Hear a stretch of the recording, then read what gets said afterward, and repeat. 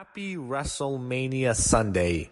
The 35th annual WrestleMania takes place in East Rutherford, New Jersey at MetLife Stadium. And this show has a New York City theme to it, even though it's taking place in the middle of New Jersey. And to start off on a negative foot, I have to, because WWE was too cheap to build a respectable set. What is this set? It's just a giant screen. It sucks. This set's horrible. I don't get it. The last time they were in the stadium, they had the Statue of Liberty, they had the Empire State Building, they had the Brooklyn Bridge. What the hell is this garbage? Man, I think they spent so much 2 years ago that they're going cheap now. It's bullshit. But the show hasn't started yet. It's WrestleMania. Hopefully we get a great show. And WWE, please do the right thing and have the man walk out as the double women's champion.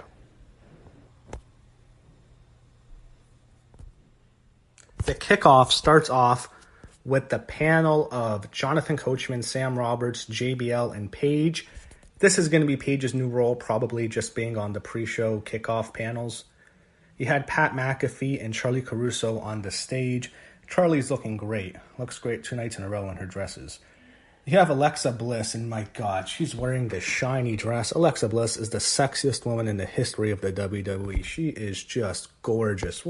She is scary pretty. That's how attractive she is. So I guess I don't know if this is going to be something where she just hosts backstage, but I think she'll come out to the live audience at least once.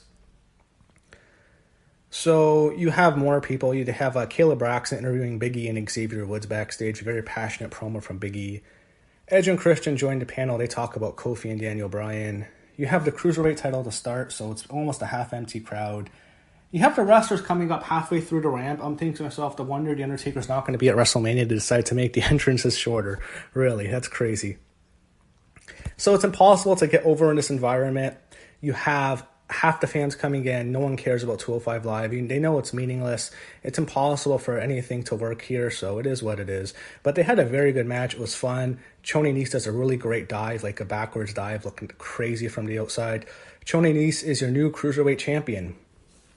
Fun match, and they did what they could in front of that crowd. I think they got them near the end. They show these 2 guys from Practical Jokers. I guess they're going to be on the panel now too. Like, they weren't actually with the panel. They were with Charlie and Pat, but they were at least more entertaining than those 2 Saturday Night Live douches. You have Jerry Lawler. He joins the set now. They just do, whenever these panels, they just have a whole bunch of legends to talk about the matches. The Women's Battle Royal is next. So everyone except Naomi and Asuka have to come out together, and that looks bad. Mandy Rose didn't get an entrance. That surprised me. Neither did Sonya Deville or Kairi Sane, who's in this match, or the returning Ember Moon. But Naomi, who's been complaining like crazy on social media, gets her own entrance. I don't know why. Asuka got her entrance. And knowing Ember Moon is back, she got to shine really quickly here. She was fun to watch. I thought she probably should have won if it wasn't going to be Asuka. There was no Lacey Evans. I'm sure she'll just walk up the ramp later in the night. But no Lacey Evans. She was my pick. Naomi gets out pretty fast. Ember Moon gets eliminated by Lana, which was a joke. Lana gets eliminated. Kairi Sane gets to shine a bit, but she's eliminated by the Riot Squad. Riot Squad gets to dominate until Dana Brooke, who I hope you're not pushing Dana Brooke and Sarah Logan, but that looks like what's going to happen by watching this match. Dana Brooke gets to eliminate Ruby Riott and Liv Morgan. It's a bullshit she eliminates Ruby. Sarah Logan might get pushed. She gets some few eliminations. Mandy Rose is eliminated. And then it comes down to Asuka, Sarah Logan, and Sonya Deville. I was thinking to myself, maybe Deville's going to, but Deville gets eliminated. Then they have Sarah Logan eliminate Asuka. I'm thinking to myself, don't push Sarah Logan. She's nothing. She has no talent. Then Carmella makes a surprise appearance. She never got eliminated. She does that whole joke Rumble thing. They've done that so many times during Royal Rumbles and Battle Royals where it looks like someone gets eliminated. It's like a jobber wrestler, but they end up getting eliminated at the end. But this time, Carmella wins. She eliminates Sarah Logan. Carmella is your winner.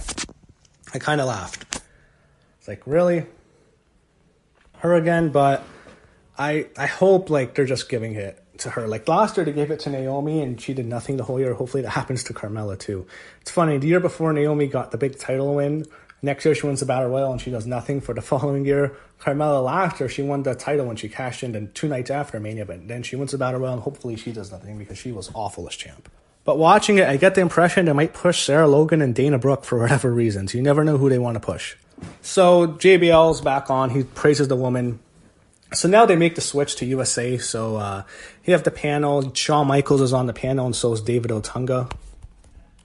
They're just previewing matches.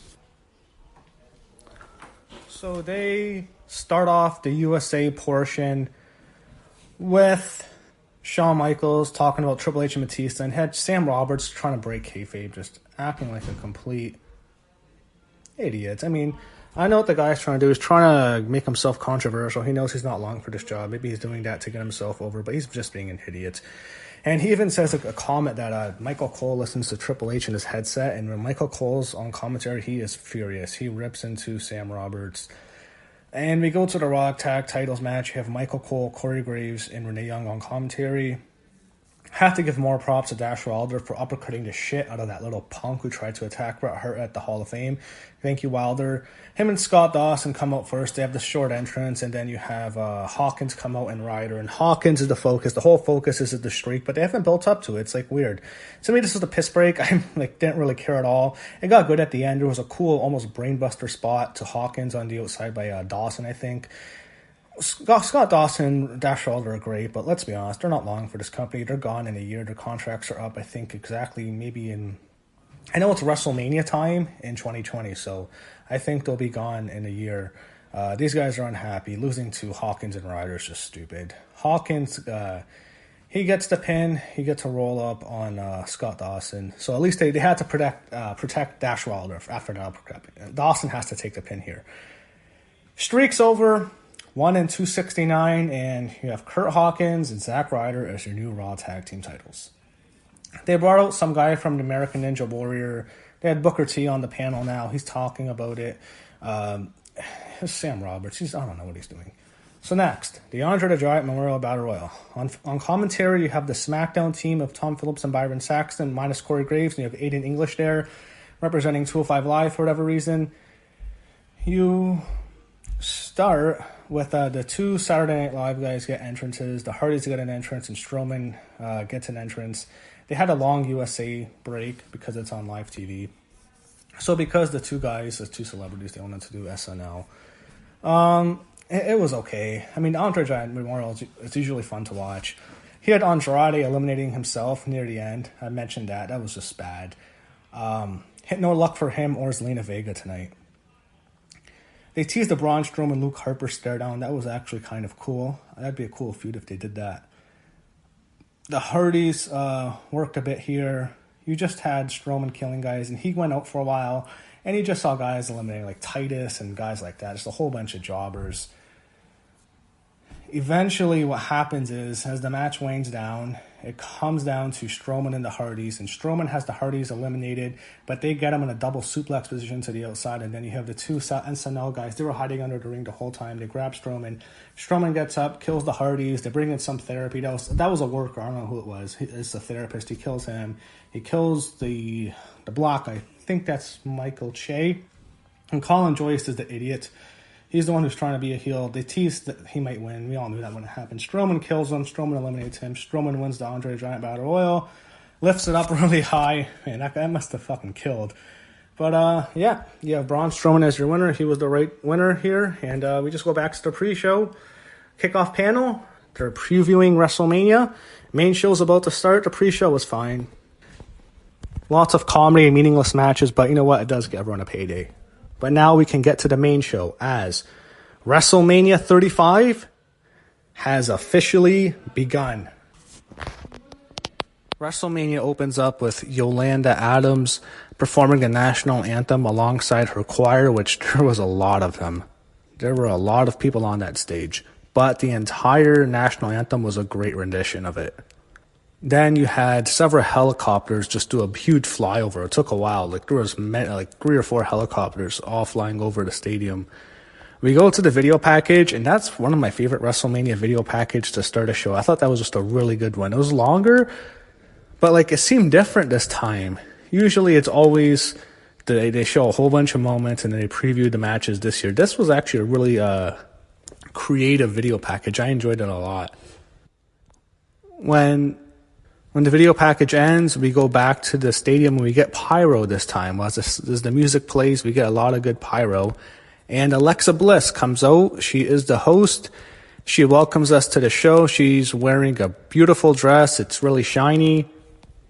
And she's cutting a babyface and a heel promo at the same time. She's being nice at first, but then she's talking about how she has the fans all on the palm of her hands, and at the snap of her fingers, she can make a WrestleMania moment. And she does that because Hulk Hogan comes out. Hogan cuts a promo. He makes the same Silverdome joke from WrestleMania 30 when he started off that show, and it was the Superdome. He kept saying Silverdome. He does that here. But then he messes up again because he says MetLife Center. No, it's MetLife Stadium, Hogan. He says center. This guy. It was fine. The fans really love Hogan. They're really supporting him. He cut a decent promo. He got the fans into it. He says, what you're going to do when Hulk Hogan, Alexa Bliss, and WrestleMania run wild on you. And then it was kind of cute. He does the Hogan pose, and Alexa does it with him. It was a kind of a cute moment. And all of a sudden, Paul Heyman, while Real American is playing, walks in between the middle of them, and he walks down the ramp, and he's mad.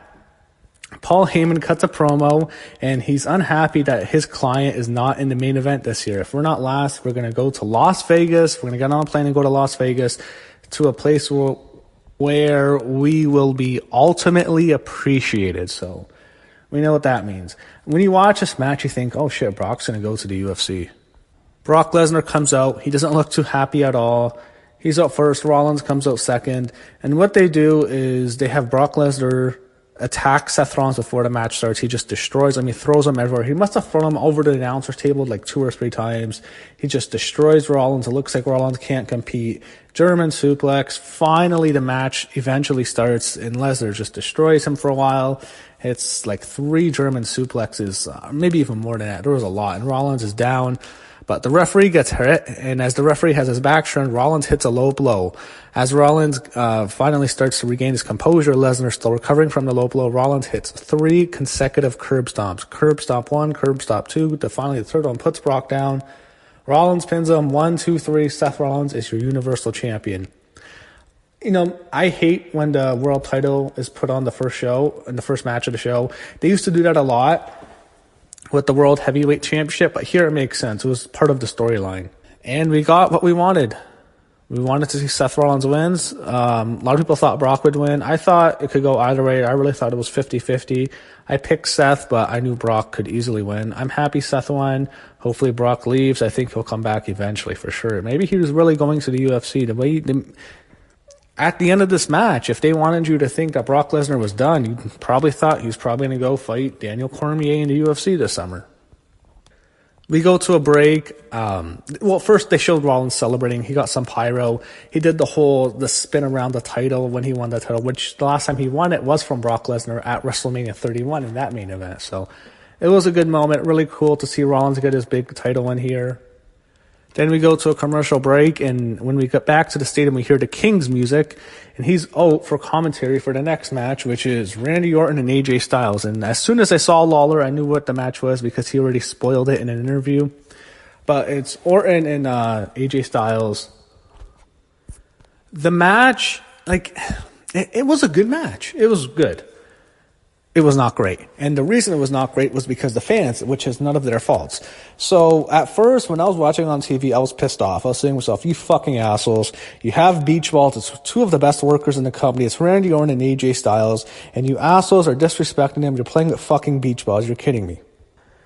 No, it wasn't beach balls. So what had happened was there was a light. Whenever they're outdoors, they set up the lights. And because it was still light at the time, there's this shining gold light just blinding the fans. Randy Orton even posted an Instagram post in which he apologized to the fans for that light. It is some bullshit. I hate when they go outdoors. It sucks. I wish they'd do WrestleMania indoors. I hate outdoor WrestleManias. I would never want to go to an outdoor one. I'd go to an indoor one, not an outdoor one. And that really sucks for Orton and Styles and for the fans who got screwed out of that match. That's really unfortunate here. The whole match on TV, it was a good match, but I think that if the fans were really into this, I think this would have been a great match because of how much the fans matter at WrestleMania matches. When they're into a match at WrestleMania, there's nothing like it. When they're not, the match does drag. So what we have here, the first half of the match is boring. It really is. It's Randy Orton dominating AJ Styles. He puts him in a lot of rest holds. It's an Orton match. And the way they have it, it was similar to the opening match. Whenever you watch a WWE pay-per-view match, whenever someone's dominating a lot, they're probably going to lose. That's how it usually goes. And that's how this was. It was all Orton. Finally, Styles gets some offense in. They did a really cool spot in which Styles was setting up a phenomenal form, but Orton went up for an RKO. Styles saw it, and he allowed Orton to just fall back on his back. That was really good. They did the same spot a couple years ago when they had a match on SmackDown. Orton actually won that match. They did a similar spot, and I thought that match was actually better than this. Orton hits an RKO. Styles kicks out. The best part is when they get to the outside, Styles hits a phenomenal form from the inside of the ring to the outside onto Orton. That was a great spot. They get back in there. It looks like Orton's going to get an RKO. Styles backs off. He fights him off, and then he hits a second phenomenal form. And AJ Styles pins Randy Orton cleanly in the middle of the ring. But I'm surprised. I picked Orton to win. I thought Styles could win, but I'm a little surprised because I thought Orton would win, mainly because I think he'd be the first guy to face Kofi. But I guess maybe they can just give Daniel Bryan a rematch. After Styles celebrates his win, they have another break. You have Sasha Banks. She had a cricket commercial. And then they show another commercial. They do a lot of these ads. Then we get Lacey Evans, who comes out. As I predicted she'd come out. She does her WrestleMania walk like she does every week. This time I'm thankful the ramp wasn't as long as it usually is because it would have taken forever. But here she just goes halfway up the ramp and walks back. So thank God. Imagine if she had to do that a couple years ago when the ramp was 80 feet. Man, that would have been brutal. Lacey Evans is going to get a huge push. And it's Becky Lynch, Charlotte, Ronda, all these top female stars. They're all great workers, but Vince McMahon is still going to push the broads with the big tits. And we saw that confirmed later in the show, not too long after this. We know who he wants to push. He's going to push Mandy Rose huge. This main event, really, it is what it is. It's he's not going to push someone based on in-ring skill. Next was the SmackDown Tag Team titles, and this was a surprisingly good match. I really enjoyed this. So far on the show, this was the best match of the show so far. And I liked it better than Orton, Styles, and Rollins and Lesnar. If you were to tell me that, because I thought those two matches would probably be the two best matches on the show, most likely. This was better than both of those. You have the Usos defending their titles against Aleister Black and Ricochet, The Bar, Cesaro, and Sheamus, and Rusev and Nakamura. Of the four teams, Rusev and Nakamura did absolutely nothing here. Nakamura is someone who's openly phoning it in. Rusev is someone who is extremely unhappy. And Lana is also unhappy. She appeared with Rusev. Both of them are not happy with their positions. Nakamura just doesn't care. At least they do. The other three teams all did fantastic here. I thought Sheamus and Cesaro had some really great spots. Probably the coolest part was Cesaro doing the big swing on Ricochet, which everyone wanted to see because Ricochet's lighter and Cesaro can just go on and on. And he does that. And at the same time, when he's doing the big swing, you have Sheamus. He does his brogue, or what do you call those chops on the apron, and he does it to 3 different guys. I think he does it to Black. I think he does it to the Usos, to Nakamura or Rusev. He just does them over and over again. He hits 10 chops at a time. And as Sheamus is hitting the chops, Cesaro's just going on and on and on and on. It makes you think how cool Cesaro used to be when he was getting a push as a single star. But this is a really great moment. I thought that went on for a while, and I thought it never really got old. You had some really good parts here. You had some dives to the outside. Usos are two guys who just always work hard. They will never phone it in. They're always hard workers, no matter their spot on the card. And there was a time when they had to go on 3 straight pre-shows, and it was really unfortunate because they were the best tag team in the company for that period of time, to be honest. And they were just devalued tremendously, and you never really heard them on social media whining, unlike Rusev does. The Usos, eventually, they got their spots. Actually, it was 4 straight WrestleMania pre-shows they had. Eventually, they get their spot, and they finally get their first big WrestleMania victory. They absolutely deserve it, and it's really good to see. I was kind of rooting for Black and Ricochet, but I'm happy to see the Usos win. They hit their double splash on Sheamus for the victory. This was a fun match. I enjoyed it. You had some good stuff here. It was really entertaining. And it was a surprising match. It was kind of a sleeper. I don't think people were expecting this to be good. This was actually really good. Next, we go to the Hall of Fame. They show everyone. They obviously don't show what happened to Bret Hart. But everyone comes out before the headliners. You have the Honky Tonk Man, Tori Wilson, the Hart Foundation, Brutus the Barber Beefcake, Sue Atchison, Harlem Heat. All of them are out. And then DX comes out and they go crazy. They all dance around the stage. Triple H, Shawn Michaels, Road Dogg, Billy Gunn, and X-Pac, all of them are loving it. They're all going nuts. They're Triple H is throwing DX, like those X's, like those green glow sticks into the crowd. Shawn's there. They're interacting with the other ones. I think one of them gave Tori Wilson a big hug. All of them are happy. It's a really cool moment seeing DX. But the funniest part is once the Hall of Fame's over, like they're done celebrating, they all have to go on the stage. And what you have is you have Triple H, Shawn Michaels, Billy Gunn, and Road Dogg all on the star. And X-Pac is nowhere to be seen. And Triple H is visibly pissed off at X-Pac. He's waving on camera, get here, get here, get here. It is funny. I'm sure Hunter and Vince are pissed off at Sean Waltman here. But eventually X-Pac, he joins them in the Hall of Fame, the WrestleMania portion of the Hall of Fame ends. This was one of the craziest Hall of Fames I've ever seen for all the wrong reasons. And for one time's sake, for old time's sake, one last time I have to mention this. Fuck that guy. Thank you, Dash Wilder. Thank you, Harry Smith. And thank you, Travis Brown, Ronda Rousey's husband. All beat his ass. Thank God. Up next, you have Shane McMahon and The Miz in a match I wasn't looking forward to at all. Shane, whatever you say about him, he always busts his ass. The match they have here is it starts off with Shane running from The Miz. I'm laughing, Why would anyone run from The Miz? It's The Miz. But Shane's running and he attacks The Miz's father, George, who was sitting front row. He grabs him by the throat like he did at the last pay-per-view Fastlane. Miz gets mad. He beats up Shane, and then Shane gets The Miz down. He beats him down. He hits him with a monitor, and he sets him up on the announce table. He's going to do the big elbow drop. And then George gets in the ring, and he stops him. He stands in there, and then he eventually gets in the ring, and they even have a funny fight where they're about to fight, and Shane adjusts his stance. Shane beats him up. Obviously didn't hurt the guy. George is down, and then The Miz and Shane go into the crowd and fight. They fight all around the crowd. This was really cool. Like I've always wanted to see two wrestlers fight in the WrestleMania crowd. You can fight during an arena crowd, but a stadium crowd is really a lot different. And there's a lot of stadium cameras here. You have a lot of sets.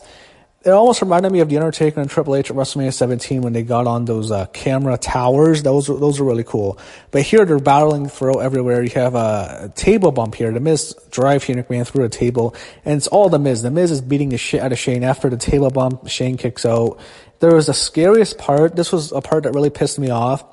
On one of like a platform, The Miz knocks Shane McMahon down off a platform, and there's this golf cart behind him, and Shane falls off the golf cart. He bounces off, and he falls onto the concrete. That was fucking disgusting. There is no place for that. That is fucking bullshit. Shane could have easily died. Who the fuck? I know nothing's gonna happen to him because he's Shane. That's fucking bullshit. That was fucking terrifying. He could have easily been killed. They battle again, and then The Miz, as they battle on the towers, The Miz hits a skull-crushing finale. Shane kicks out. Eventually, you get to another tower, and there's a platform on the ground. It's like Shane McMahon used to always do this when he hit those big dives. But there's a platform there, and Shane begs The Miz not to destroy him, and then The Miz goes after him anyway, gives him a giant superplex. They fall onto it, and it breaks. But after the superplex, Shane McMahon landed on top of The Miz. Shane's out cold. Shane McMahon pins The Miz. 1, 2, 3. Shane McMahon defeats The Miz at WrestleMania. So I'm sure this feud will continue, but they had Shane go over. I don't have a big problem with that. I've never been a huge Miz fan, so I don't really care that much. But I thought this was a good storyline. I thought this was a great spot, and I thought this was actually a very fun match. Very enjoyable, very entertaining. The first real misfire of the night was the women's tag team title Fatal 4-Way match. You had Paige out there for commentary on the match. You have Sasha Banks and Bayley defending their titles that they just won 7 weeks ago at Elimination Chamber against Nia Jax and Tamina, the IIconics, Peyton Royce and Billie Kay, and Beth Phoenix and Natalya. So when Natalya and Beth come out, they're assisted by Bret Hart, who gives them both a pat on the back. And it makes you think, are they going to win the titles? Are they going to have a good moment with Bret after what happened last night? Nope, not at all. I'm thinking to myself, these are such new titles and they already mean nothing because of who has them now. The fans in this match could care less. They did not give a shit about anyone here. And it's unfortunate because the work was fine. There was some sloppiness. The IIconics were horrible. They're both terrible in the ring. They're horrendous. They're horrible. And they've been wrestling for so long. I just wish they'd send them back in a crate in Australia and make them stay at a wrestling school. They're horrible in the ring. Both of them are really, really bad. They're divas. This is what they are. They sucked in this match. The whole best part of the match was when it was just Sasha and Billie against Beth and Natalya. That's when the match got really good. There were some good spots. There was parts where it looked like Sasha pinned Beth. There was other parts where it looked like Natalya might get Bayley and Sasha to tap out. There was parts where Nia and Tamina had a spot. And by the way, Nia Jax looked so miserable coming out. Like, I don't know what her problem is. Maybe she looks at this as a step down. Last year, she won the Raw Women's title. Maybe she feels like she's not being used right, but she looked very unhappy. And I actually thought the match they had on Raw was better than this. They have a match. The fans don't care. Eventually it ends. There's a cool spot. You had Beth Phoenix delivering a glam slam onto Bayley from the top rope. But the IIconics throw Beth off and they pin Bayley. Billie Kay gets the win. It's weird. Peyton Royce is the one they obviously want to push more. But Billie Kay gets the win. The IIconics are your tag team champions, and the tag titles are already dead. This is going to be the Carmella reign of last year. Carmella was the worst champion you can ever imagine. She was a SmackDown Women's champion. She was horrendous. She was a diva. They even played it up. She was a diva in a woman's era, and that's what made it so infuriating. This is going to be just like that. The women's tag titles are not the main titles, so it's not as big of a deal, but these two are terrible. Billie Kay especially is horrible. Peyton Royce is not good at all. They are going, the division's already dead. Maybe they're splitting up Bayley and Sasha on the draft or on the shakeup, so they had to get it off them. But here it is like, these two suck. They're horrible. Don't put them on the IIconics. They're going to have terrible matches. It's going to be the Carmella reign of last year. It's just going to last on and on. It's just never going to end. They're going to get a long reign. We know WWE has a good relationship with Australia. It is what it is. They want to have a good big live events there. They might do another Super Showdown kind of show. That's what they did. If these two are not from Australia, there's no way they're even signed to this company. Peyton Royce is stunningly attractive, but she's not good at all. And one thing I noticed with Sasha and Bayley, I was watching an interview with them. They did with the Revival, a joint interview they had with Kathy Kelly. Those two teams are so unhappy. They're both the champions at the time, and they are so unhappy with the company. They're just taking shots at the company like crazy. Kathy Kelly, she seemed a bit uncomfortable at times. They're all it's so negative when you watch it. And I'm thinking to myself, the Revival is gone for sure. I'm not so sure Bayley and Sasha are that far behind them. And with Sasha Banks, they screwed her again. She always gets a short title reign. It's always a joke reign. This one was 7 weeks. The other ones are shorter, but still, it's like she never gets a good reign. It is what it is. And we'll see how they handle this train wreck now in the women's division. Next, we went to the match of the night. You have the WWE Championship. Daniel Bryan and Kofi Kingston. I don't think anyone can deny best match of the night easily, in my opinion, by far. Kofi Kingston comes out first, and he is probably the most over guy on the show, even more than Becky or Seth. They probably like Becky. I still think they like her more than Kofi, but the problem was she came out when the fans were just exhausted. Kofi they really loved. It was 100% pro Kofi crowd, and it's such crazy because Daniel Bryan was the most over-beloved babyface 5 years ago at WrestleMania 30. 5 years later, he's the complete opposite, and that just shows you how talented that guy is. The match was fantastic. It started off a bit slow, but the way they start off in WWE, if it's a big match on a big pay-per-view and they start really slow, you can tell they're going on for a long time, and they clearly went on for a long time here. He knew it. It got really exciting, and it wasn't like a match where they just kick out of finishers. This was a great story. It was all the New Day. Biggie and Xavier would not let Kofi give up. Daniel Bryan punished Kofi in this match. He put him in the label lock. It's not the S lock now, the label lock. Elbows, knees, kicks. Kofi saying, give me more, give me more. He would not quit. They told a fantastic story with Kofi Kingston. An 11-year journey. He's been through everything. This is what we love about WrestleMania, when we get these heartfelt, emotional wins like this. This is why people enjoy wrestling. This is what makes you want to be a wrestling fan. When you see this is a WrestleMania moment. It was so similar to Daniel Bryan's WrestleMania moment at WrestleMania 30. It's a guy who deserved it, really. He busted his ass. He worked his ass off every single week. He got over with the fans. He got what he deserved. Kofi Kingston, again, bit different story. He was never a guy who, I've always felt this with Kofi Kingston. I don't know if he was ever the kind of guy who was pushing down doors. I think he was someone who was happy to be there for a while. Eventually things changed. He got his opportunity, and it was just a great storyline. They never really played racial tensions as much as they kind of teased. They didn't go here at all. It was a match itself. Was just an amazing story here. It was like a spectacle to watch. It got really exciting at the end. I loved it. I love how Daniel Bryan punished his Kofi, but then Kofi at the end, he gets out of the label lock and he goes after Daniel Bryan. He stomps his head in. He hits him with the Trouble in Paradise. 1, 2, 3. Kofi Kingston's the WWE champion. He is an emotional wreck. Big E and Xavier are emotional. They're celebrating with him. What an amazing WrestleMania moment. This is what WrestleMania is about. Moments like this are what makes WrestleMania great. It's just incredible. Kofi is so emotional. His 2 kids come in the ring. He celebrates with them. He kisses his wife on the barricade. He's the WWE champion. And they bring back the great leather belt. They got rid of the hemp belt. Big E even brought out a present. I thought, oh, right, for sure Kofi's winning because that's going to be the actual title. It was fantastic. I love this. Just a heartfelt moment.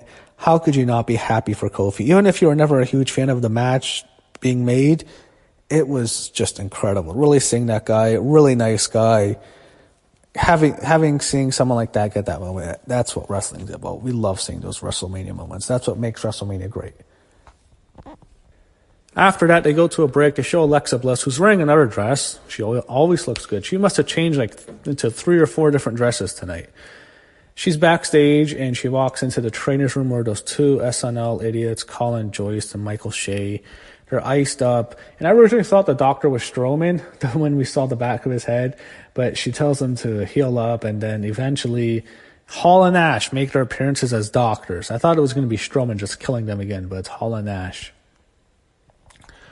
So the crowd is drained now. I can notice that. I knew after, whenever this happens at every WrestleMania, it's like the last few years, whenever they do these giant 5, 6 hour, 7 hour shows, the crowd is dead halfway through it. And this happened again. They're done. I knew, all right, they won't be back till Becky and Ronda and Charlotte. That's what I thought. They got back earlier in different parts though. Samoa Joe, Rey Mysterio, U.S. title, lasted a minute. I treated, what the fuck? Why are you squashing Rey like that? Then I remembered, it's just his ankle. The guy has a bad ankle. It was fine. Nothing wrong with that. I like Rey, but I don't think there was anything to do with Rey Mysterio. I think they knew he had a bad ankle. He wanted to wrestle, but he couldn't do anything with his injury.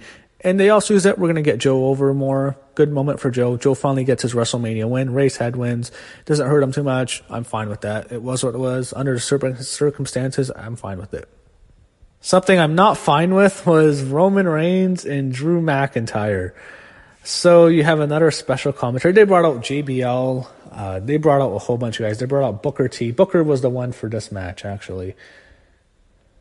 There was plenty of different guest commentators on the show. But I think it's JBL for this match, if I can remember correctly.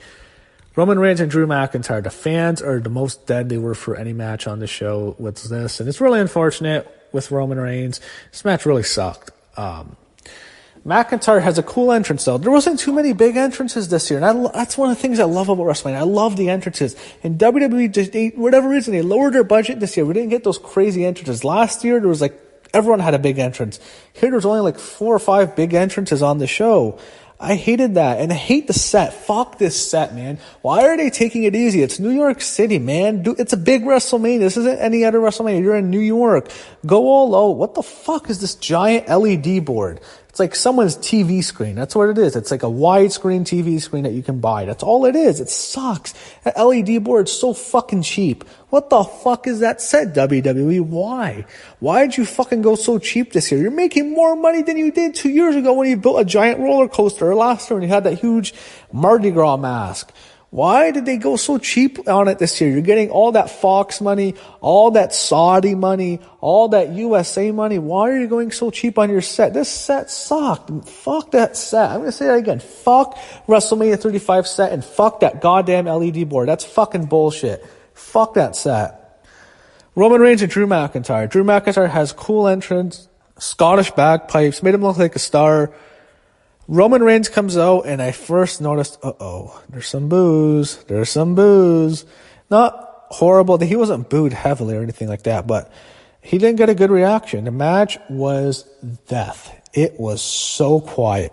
The crowd did not give a shit, and this had horrible build-up. All it was McIntyre attacking Reigns like 20 times backstage. No one cared about this match. It was nothing. It was just a brawl match. That's all they had. They didn't have to have a long match. But it was a showcase for Roman Reigns. Even though they still like Drew, they had to get Roman over here. It was a Raw match. That's all it was. It was nothing. Just nothing. Reigns hits a spear, 1, 2, 3. After one spear, it was a cool moment for Reigns. He thanked God before he hit the spear. He was really happy. It was a really nice WrestleMania moment for Roman Reigns. I liked that a lot. It was cool on that perspective. As a match, not much here, but it's nice to see him back. I actually, when I think about it, they probably could have saved that Shield match for this show, really. You could have had what you did last month on this show, but maybe not with Rollins and Lesnar. But yeah. Actually, to be honest, I think the Shield's dead. I think Ambrose is really gone. I really think Dean Ambrose is gone. I think Rollins is the champ now. He's going to move on there. Reigns might go to SmackDown. Ambrose is gone. No more Shield. What we saw at Fastlane was truly the end of the Shield. You go to another break, and then you have Elias come out. He is out there, and what you have is you have the LED screen. They show it to Elias's, and he's playing drums, he's playing guitar, and he comes out. He's in the ring. I am Elias. He is doing pretty good. The song he's playing is, oh God, I forget. I can't remember anyway. They show a Babe Ruth video. I'm thinking to myself, Babe Ruth, what the fuck's going on? Why is Babe Ruth on my TV screen during WrestleMania? No disrespect, Babe, but why is he... Babe Ruth, what's he have to do with this? They show a video screen of Babe Ruth, and then John Cena comes up. So I guess John Cena is the Babe Ruth of wrestling. He is the basic thugonomics John Cena. It's John Cena who would never... okay, let me say this. If John Cena never turned into that Superman character... If he was always the thugonomics, he probably would have never been booed. He comes out, he's basic thugonomics, and he roasts Elias. He just destroys him. And let me tell you something. There was something here. The company is mad at Elias. They wanted him to be this breakout, crossover, mainstream star. He's a failure in their eyes. And they had John Cena rip him apart. He ripped his career, talked about how he was going to bury him. He mentioned some stuff about Elias that like, ooh, man, Nick, you don't hear too many guys getting shot on like that. He tore Elias apart. It was a brutal diss. It was fun seeing him when he does this stuff, and it gets to a point where you're thinking, is Elias going to be with this company much longer? And Cena was wearing a Yankees jersey. At the end, Cena says he's not going to give you the A, he's going to give you the FU. Hits Elias with the mic, FU to Elias, and yeah. So John Cena's embarrassed Elias at 2 straight WrestleManias. Up next, after that, was Triple H against Batista. And Triple H has a WrestleMania pattern. What this is every single WrestleMania, he comes out, he has this big, giant, epic, elaborate entrance with a huge budget. Costs millions of dollars. He has it. It's crazy. Everyone's in awe. Then he manages to work the crowd into utter silence. And that's exactly what he did once again tonight. Now, before the match starts, you have Shawn Michaels as a special guest commentator for the match. He had 2 special entrances. Batista has a limousine Hollywood entrance. He comes out. He doesn't really get to be Dave the Animal here. I don't think he really needed that. He's supposed to be playing a Hollywood douche, but at the same time, when he got out, he was his old character. He was the Animal. And then Triple H has the biggest entrance you can imagine. What you have is basically the LED screen turns into Mad Max. I think it's Mad Max. If it's something else, you might want to correct me, but I think it's Mad Max. It's a giant race. There's all these mobile vehicles, I don't know what you call them, being destroyed. Triple H is the last one, and then the screen opens and there's an actual giant Mad Max inspired entrance for Triple H. He's on the back. Someone's driving the vehicle. He comes out. It must have cost so much money. Every year this guy has the big giant monster entrance. It is like every year he's going to have these entrances. We know why. I mean, the guy does work extremely hard. He does give us NXT. He does work a lot with the main roster. He can have big entrances, but it's so apparent. It's like, oh my God, really? He turned into more of a heel to me during this match. The match itself, it was a strange match. I hated the first part. I hated the tools because it looked so fake. It reminded me of a match Triple H had with Ric Flair one time, and they used tools that looked really fake. I hate when they do stuff like that because it's not realistic. Triple H destroying Batista's fingers with a tool, and then he rips out his nose ring, which looked awful. That was like so not believable. Ripping out someone's nose ring would like cause all sorts of blood. There was just a tiny cut on Dave's nose. It looked terrible. I hated that stuff. And then there was a lot of botches. Batista's trying to slam Triple H through an announce table. He slams him like 2 or 3 times and doesn't break. They even set up steps. Batista goes for Batista bomb. Triple H back body drops him onto the table. It doesn't break. And eventually it broke later, but it was like, oh my God, will this thing ever break? And the match was really slow for a while.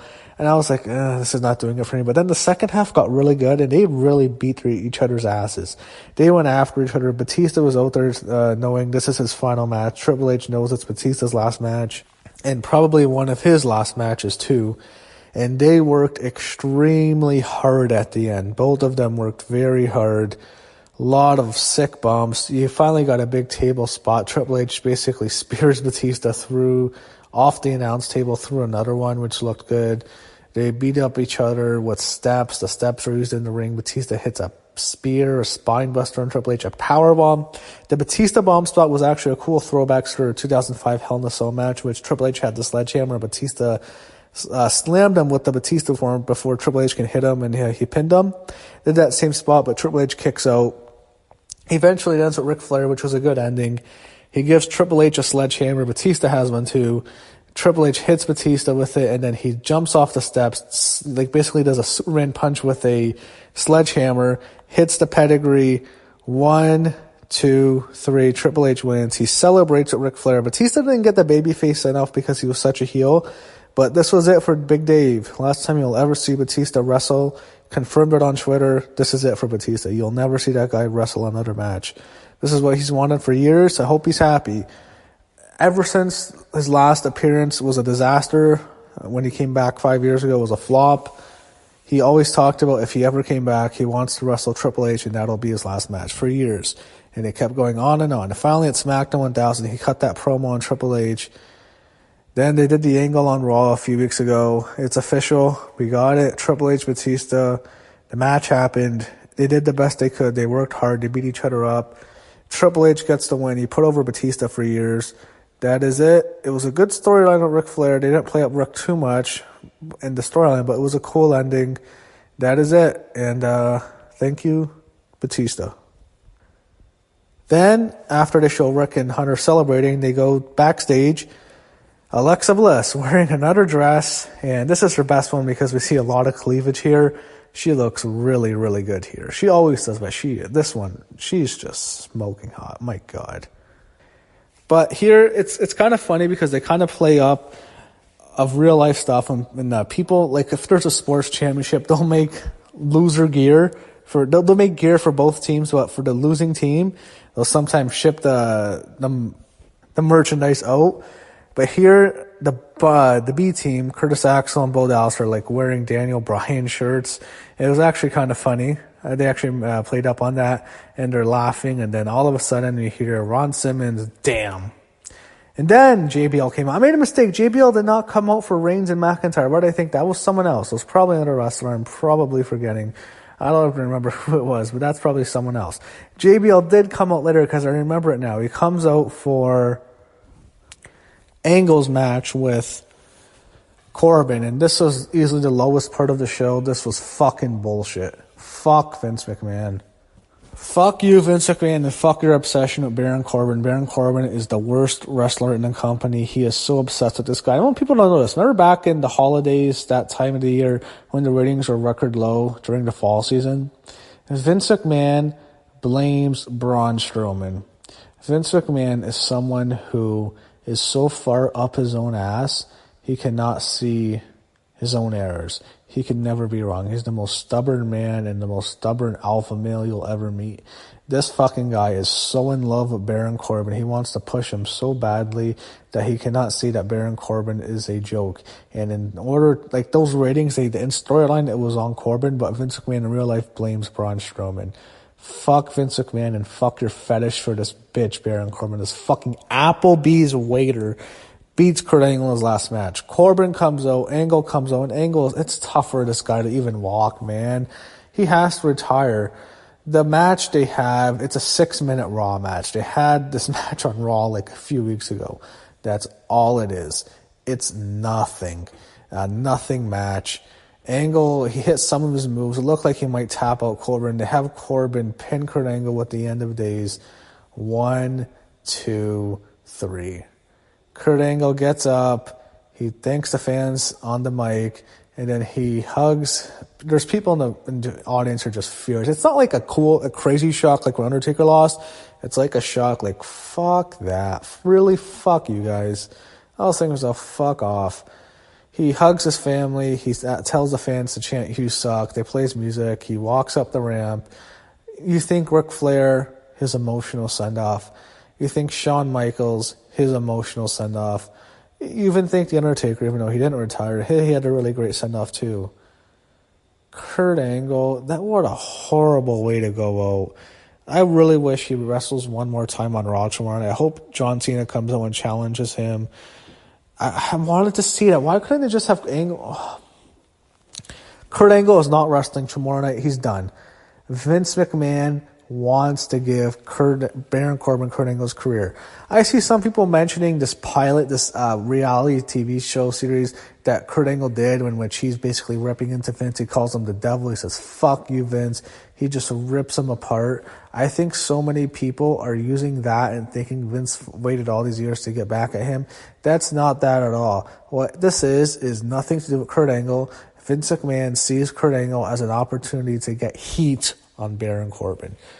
Fuck Vince. Fuck that. That is fucking bullshit. Fuck that. Fuck that. Fuck that. Easily the worst part of the show. Fucking garbage. Fuck that. We go to another break. Just a commercial or whatever. Just advertisements.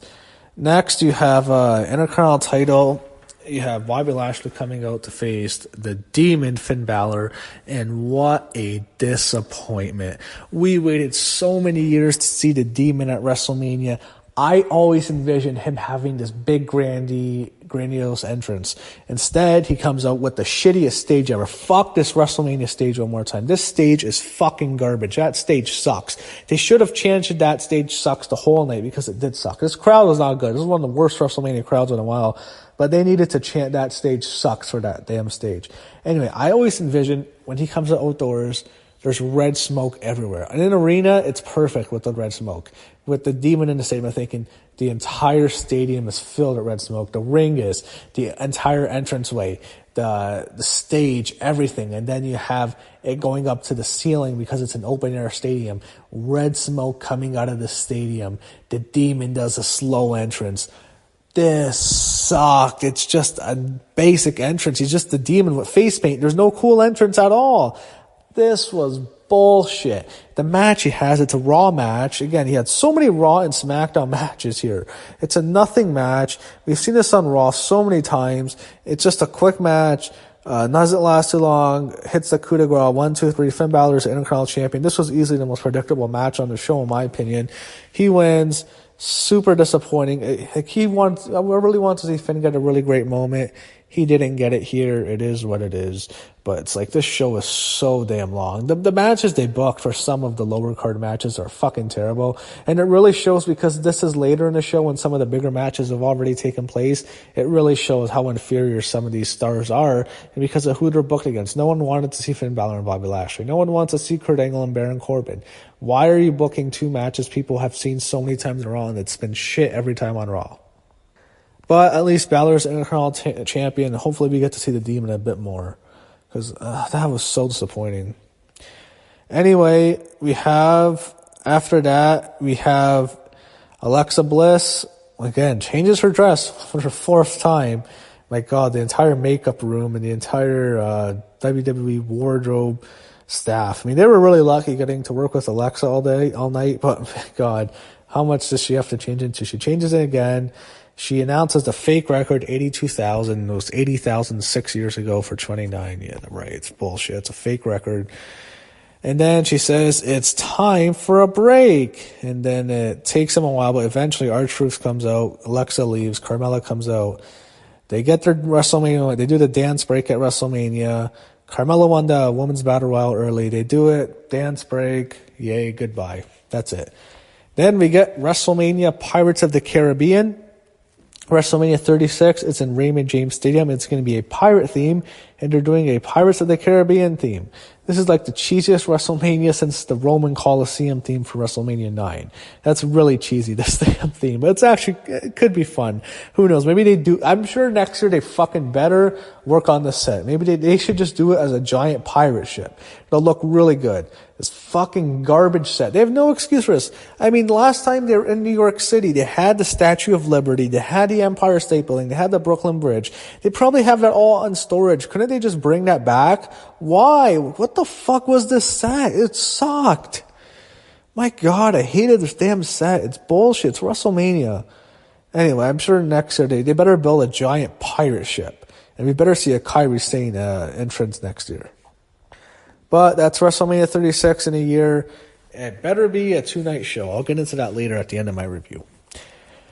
Anyway, main event time. You get the cool video package, and as soon as the video package ends, it's official. Ronda Rousey, Charlotte Flair, Becky Lynch. Charlotte Flair gets the first major entrance. She comes out in a helicopter. I always envisioned WWE doing a helicopter entrance for Roman Reigns. For whatever reason, I always thought he'd get that big entrance. But instead, it's Charlotte Flair. She comes out on a helicopter. The camera kept cutting back and forth. I don't know if she was really in it. But the helicopter lands right outside of MetLife Stadium. They set up a big red carpet for Charlotte to walk out. She walks. She enters the stadium. Then they go back to it because it's going to take her a while to get there. And they have Joan Jett playing Ronda Rousey to Bad Reputation out. This is the theme song Ronda Rousey has used her entire WWE and UFC and MMA career. She always came out to Bad Reputation by Joan Jett. First time she won back in Strikeforce when she first won the title, she used Bad Reputation. Joan Jett played it, and Ronda Rousey is a heel, but she smiled at Joan Jett. She loved it. It was a great moment for Ronda. She has a great entrance. Joan Jett's great here. That's not one of my favorite songs. She's had much better, bigger hits than Bad Reputation, but she does really well. Even though she's in her 60s, she did good for Ronda. That was a really great entrance for Ronda Rousey. Charlotte Flair comes out. It's basically her regular entrance because she already had the helicopter. Charlotte Flair's out next. She's the second one to come out. Gets a firework display. And then the one who has no entrance, no special entrance, Becky Lynch. Becky Lynch does not get a star entrance. Why not? Why can't Becky Lynch get a star entrance when she's the biggest star on the show? She gets no star entrance. She just comes out to a regular theme song. She's wearing black leather. It's like a black and gold uniform. Her hair's done well. Becky comes out third. And those are your entrances. Your biggest match. They officially ended. They do the ring introductions. Becky's introduced first, then Charlotte, then Ronda. It's on. The first ever women's main event triple threat match. This match was a physical war. All three of them beat the shit out of each other. They worked extremely hard. Ronda worked hard, Charlotte worked hard, and Becky worked hard. Ronda Rousey bumped like a mad woman here. The scariest part is when Ronda has Charlotte basically in an armbar on the ropes, and Becky does a drop kick onto Ronda, and Ronda bounces off the apron and like falls on her neck to the outside. That was fucking scary. But it started off with Ronda being aggressive. She's attacking them both, and then Charlotte got some in, and Becky got some in. It turned into Charlotte and Becky for a while. That's where I thought the match was a bit slow, and I don't think people really need to see it because we've seen Charlotte and Becky have so many matches. Here it is Ronda getting involved with Becky was the best parts. Those were really exciting. And Ronda's interaction with Charlotte were good here too. But it did seem like when Ronda and Becky were there, that's when the match really got exciting. You had a lot of interesting stuff. You had Ronda being double teamed for a lot of the match. You had Becky and Charlotte. They did like 3 straight power bombs onto Ronda, which was great. Looked really cool. The big problem was the fans. The fans were into Becky. Like at first they were really hot. They were so behind Becky and they chanted for Becky throughout the match. They got tired. Listen, I don't care what match it is. I don't care. You can have the biggest stars in the company at the time in the main event. If you ask your fans to sit outside in a stadium for 7 hours at 5:00 p.m., a lot of the fans got in the building. They've been watching wrestling for 7 hours. They want to go home. They want to go to their hotel rooms. They want to go to the bathroom. They are fried. But the match was still really tough. It was physical, but it was sloppy. There's no denying. Was this a great WrestleMania main event? One of the all-time greats? No. Was it a very good match? It was very good. Charlotte and Becky have had better matches for sure. Ronda had better matches herself too. Is it a classic match? No. For the first ever women's main event, you'd want it to be a great match. I think they worked really hard. They did a lot of good stuff. There was a lot of sloppiness. Some of it came from Becky. I think she messed up a bit. It does, one thing you notice is how much as I love Becky is she's not an athlete like Ronda is or Charlotte is, so she might seem a bit slower at times. However, I still thought she worked her ass off. She took some bumps here. Ronda, for all the stuff she said, she did a lot of stuff here too. What you have is you had Charlotte hitting so many spears, it was too much for me. They never really had a fall where I thought the match was over. That was a problem. There was never really a great false finish. I was thinking to myself, no, it's not going to end here. It's not going to end here. I never really bought any of the finishes until the end. You had a cool spot. Becky had Ronda in the disarmer, but not for long. Charlotte had Ronda in the figure 8, but not for long. Ronda had them both in arm bars, but it was double arm bars. You didn't really get a long submission hold. I think everyone really wanted to see this match end with a submission. That was a problem. Becky brings in the table, and this is how the match ends. Becky brings it in. Ronda attacks her. She beats her up. She says, tables are for bitches. She sets it up, and she throws it to the ground. Charlotte eventually comes and set up in a corner. The 3 of them battle. It's a war. And then what happens is Charlotte looks for a double spear onto Ronda and Becky. And Charlotte hit 1,000,000 spears in this match. But what happens is Ronda and Becky team up and they hit her with a hip toss and they slam Charlotte onto the table and it doesn't break. It's a bad botch. It basically just it's a dent into the table. And it wasn't set up well enough where it could break. It was set up too vertically. It needed to be set up more downward so it could break and she can take a bump into it, but it doesn't break. So they don't go back to it. It's Ronda and Becky. It was a pretty bad botch, but they have a good stare down and it's them. They have a battle. It's a war again. Ronda has Becky up for the Piper's Pit, but Ronda's knee is messed up. She took a lot of abuse to her knee. It was cut. She messes up. As she slams her to the ground, Becky's able to use her momentum and get her to a pinfall and to a roll-up. 1, 2, 3. Becky Lynch just pinned Ronda Rousey and the match is over. Wait, what? I was like, yeah, I marked out when Becky won. Yes, I want Becky to win. Not really like that. Becky's emotional. The fans are a little bit confused. I'm thinking, are they going to reverse this? What I was afraid was, I was really worried Stephanie McMahon, who did not make an appearance on the show, I was afraid Stephanie is going to come out and she's going to reverse the decision and restart the match and screw Becky. That's exactly what's going to happen here. Because they showed the replay. Ronda's shoulders are not down and Corey Graves is playing it up. Renee and Cole are trying to play it down. I think there was a botch. I'm not sure. There's been reports online it was a botch. I can't confirm that. I think something happened. Reportedly, Ronda Rousey was very unhappy with it. I think what happened was it was probably going to end with Becky submitting Ronda, or maybe it could have ended differently, but it was over. Becky Lynch pins Ronda Rousey. It was strange. She rolls her up, and it's for Becky. Like, I think seeing her, you know what? She won the main event of WrestleMania. That's enough.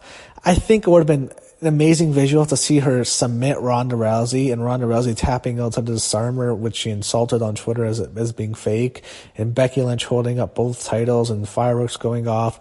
Instead, what you have is Becky wins. Ronda is confused. She's unhappy. I don't know if it's the ref's fault, but it's all a big mess up. Charlotte's been destroyed. She's on the outside. Becky Lynch gets both titles. There's no confetti, unfortunately, but there's a big firework display. I would have liked to seen Becky celebrate a bit longer, like give her more time to celebrate. Becky has both titles around her shoulders. She's the Raw Women's Champion and now the SmackDown Women's Champion. She's got both titles. Third time, she's SmackDown Women's Champion for a third time, Raw Women's Champion for a first time, four-time champion now. Double champ. I hope they don't unify the belts. I'd like the idea of seeing her just go on both brands and defending both titles. Eventually she'll lose one, and then whichever one she loses, she just goes to the brand that she was on previously. That's what they should do. But Becky did it. You know what? The ending was not good. It was a bad ending. I'll admit, it sucked. Not that Becky won. It's just, like we all wanted that. That wasn't bad. It was like how it ended. The roll up, it sucked. It was stupid. It was a botch. I don't know. But yeah, not a good ending. Becky still wins. We got our moment. The match was really good. It was not great. It was good. They worked all of them worked their asses off, as we all know they would. But when you look at WrestleMania 35, everyone complains WWE does not give us what we want. They never give the fans what they want. They always leave us unsatisfied. Going into the show, there's three things I think the fans really wanted out of the show. Number one, Becky Lynch to win the championships, become a double champion, beat Ronda and Charlotte. Yes. Check. Number two, Kofi Mania. Kofi Kingston wins the title, ends the 11-year drought, is the WWE champion. Check. Seth Rollins beats Brock Lesnar. Thank God that reign's over. Check.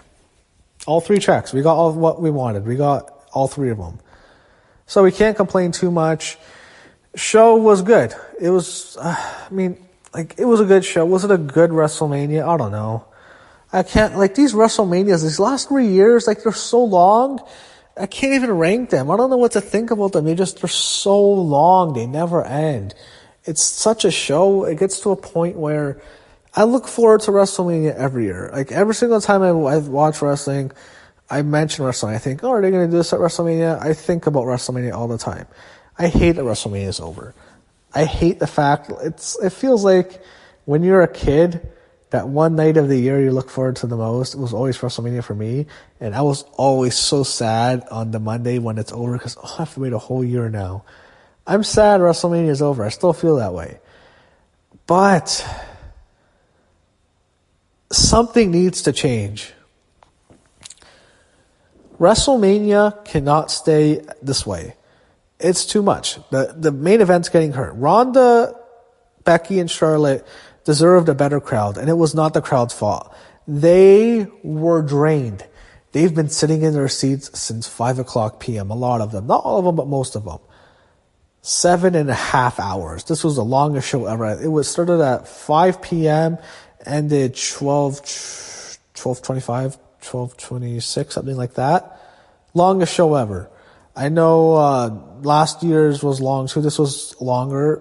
The year before that also went 7 hours longer. Royal Rumble this year went 7 hours, so this was longer than that. So this was the longest show in WWE history. This can't continue. It's too much. You can't have these long mega shows. They need to find a way. They need to change it. I really wish they would split it up into 2 nights. Night 1 is Saturday, night 2 is Sunday. That's what they need to do at WrestleMania 36. WrestleMania needs to be a 2-night show. That being said, to give you my final thoughts on WrestleMania 35, it was enjoyable. It was too long. It had some really bad stuff on the show, some cringeworthy stuff that would infuriate you. But you also had some really good moments. You had some really great WrestleMania moments. You got Becky. You got Kofi Mania. You got Seth. They gave us what we want for the most part. And yes, the man came around. She's the double champion. That's great. So with WrestleMania 35 in the record books, I guess we can start the road to WrestleMania 36.